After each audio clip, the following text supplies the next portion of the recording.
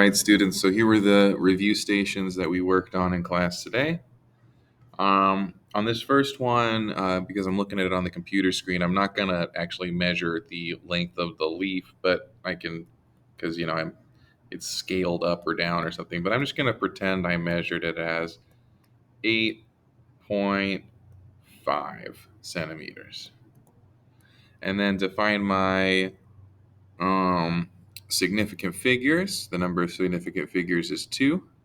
To find my upper and lower bounds, I just need to think of the numbers that would round to make 8.5. So I can go 8.55 and 8.45.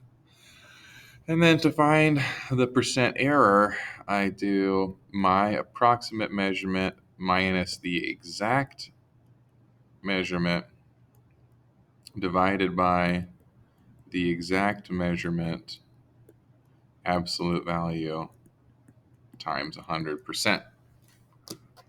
So please make sure you're practicing with the yellow calculators. Right now, I'm just going to use my phone because that way I don't have to stand up. So I got 8.5 minus 8.255. That's 0.245 divided by 8.255 times 100, which just moves that decimal place 2 spots over. And so that becomes 2.97% error right there. I just went to 3 significant figures with my final answer. It's always okay to round it to 3 significant figures.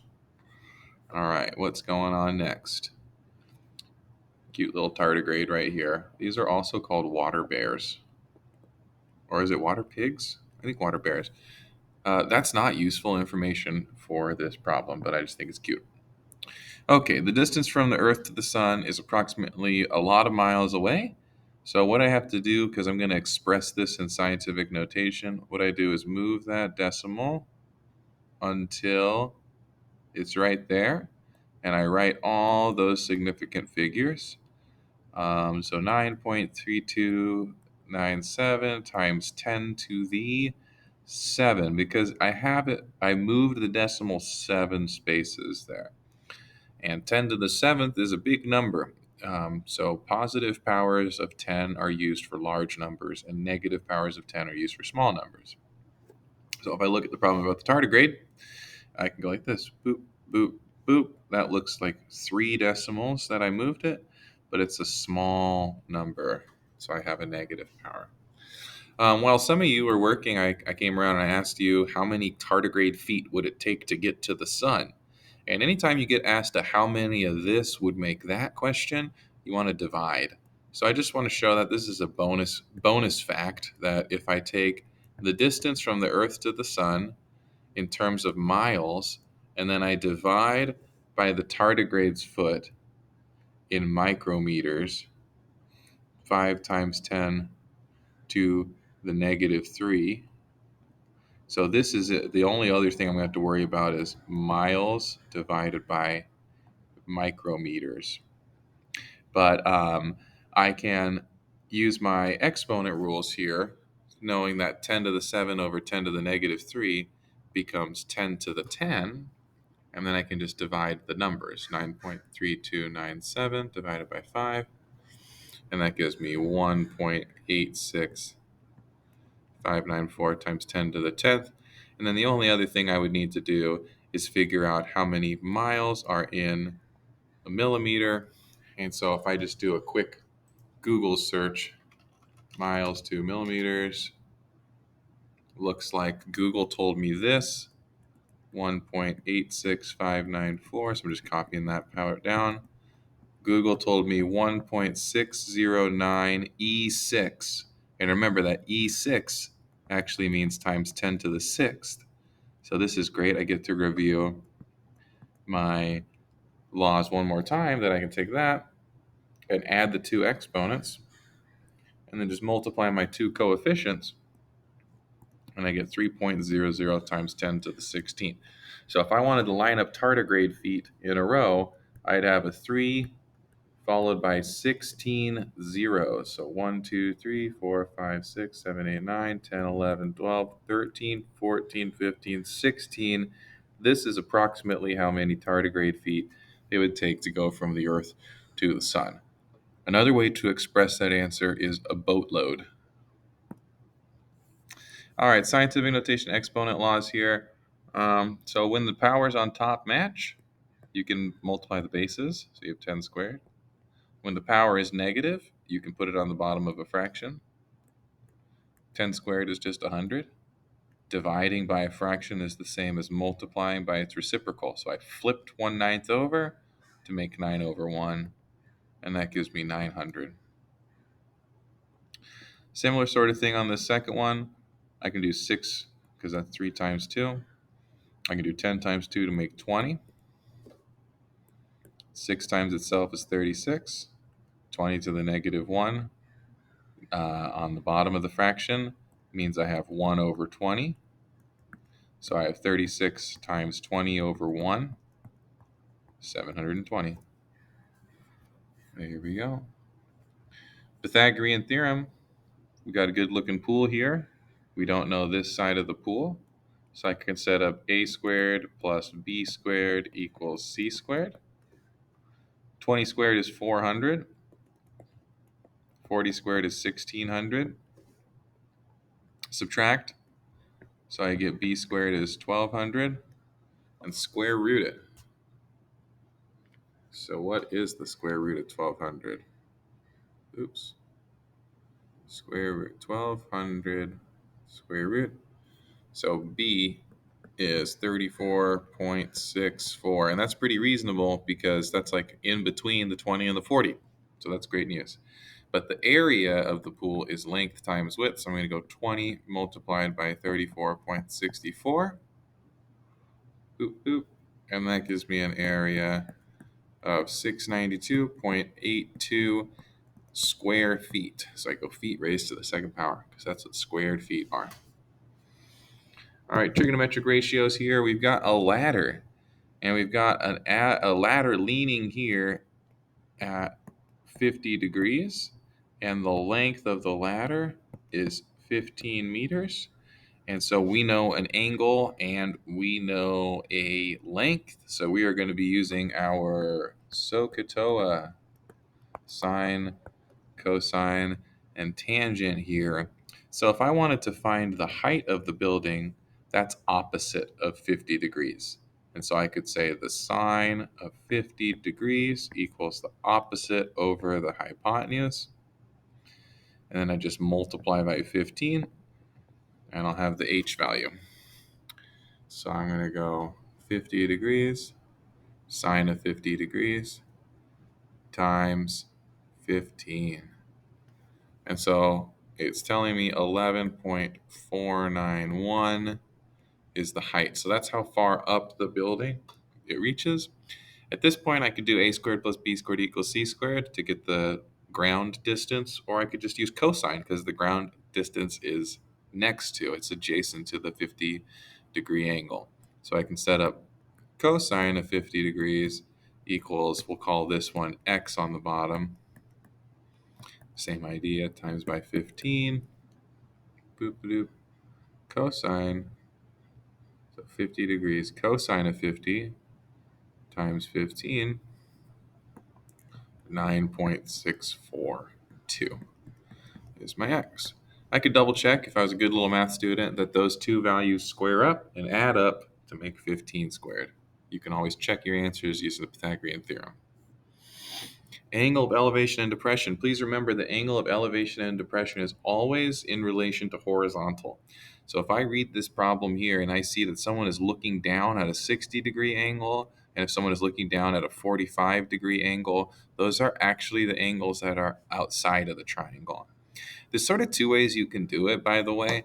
You could just draw this triangle here and understand that the distance up here at the top of the triangle is the same as the distance down here at the bottom of the triangle.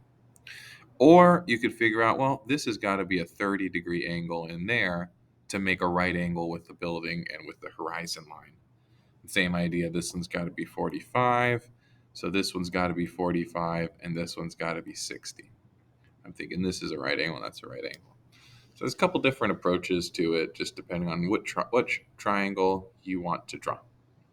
Regardless, it's a 150-meter tall building. So I really got just two right triangles stacked on top of each other. Let's call this one L because it's on the left side, and let's call this one R because it's on the right side. So if I want to find L, it is adjacent to 60 degrees, and it is, I know the opposite side of 60 degrees, so that's a tangent. So I could say tan of 60 equals opposite 150 over adjacent L. Multiply both sides by L, so I get L times the tan of 60 equals 150. I'm going to use calculator to get tan of 60. So I type in tan of 60 and I get L times 1.73 equals 150. So then I divide by 1.73. So 150 divided by 1.73. Oops, let's try that again. 150 divided by 1.73. L comes out to be 86.71. And I think that's meters. Very similar vibe for R. I'm going to do it just slightly differently on R. I'm going to pretend I'm standing up here because then when I set up my calculation, I can say the tan of 45 equals opposite over adjacent. The nice thing about tan of 45 is it's the same. You should kind of know what the ratio is there. Because it's a 45-degree angle. But if you just type it in, 45, and you hit tangent, you better see the number 1. Think about why I know the tangent's 1. Think about why I know the tangent's 1. 45 degrees means it moves up and over at a slope of 1. So anyway, I know that the two sides have to be equal. 150 is R. 150 meters. So what's the actual answer? Distance between the two cars? You got to add those up. So 150 plus 86 means that the total distance, what is that? 236.71 meters. There you go. Beautiful. Almost done. Arc length. Arc length. So we got a light stick dangling from a pendulum string swinging back and forth at an angle of 60 degrees. So this wonderful angle is 60 degrees.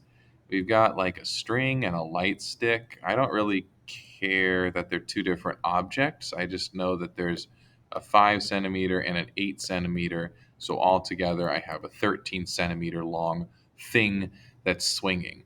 And it's making this circular shape right here. So what I want to think about is the fraction of a circle, 60 degrees out of 360, multiplied by a full circle, 2 pi times the radius. So remember, that's how I think about arc length. We have the fraction of a circle and then times the circumference, because that's the distance around the entire circle. So let's see how that works over here. We go 60 divided by 360 times 2 times pi times 13. And I get, unless I screwed up on my calculator, 13.614 centimeters. Lovely. And then the challenge problem. This is a great one right here. So the challenge problem, you're like, what's going on here? We've got circles inside of a square. How am I supposed to find the area of the square? And the beautiful thing here is that you have a radius of 2. And that means that if I go from here to the end of that circle, it's got to be 2. It also means if I go to the end of the circle at any angle, it's going to be 2. And you might wonder, why did I choose that angle? Because I'm aiming for the midpoint of the next circle down, which also makes 2. And wait a second, it's a square, so we know what this angle is right there. We know it's 90 degrees. And wait a second, I just drew a right triangle. So I know that a right triangle goes a squared plus b squared equals c squared. The hypotenuse is 4 because it counts as 2 radii in a row. So I have 4 plus b squared equals 16. Subtracting 4, leaving me with b squared equals 12, or b equals something, 3 point something. So I go 12 square root b equals 3.46. So what does that tell me? That tells me that this side, I need to use a different color. This side right here is 3.46 plus this is 2. So I just go plus 2. So I know that the square is 5.46 on each side. Well, how do you find the area? The area is the squarea. So you just square that. And I end up with a square area of 29.856. And that's it. Those are the review problems. Please let me know if there's anything else I can do to help your learning process, and just smash that subscribe button.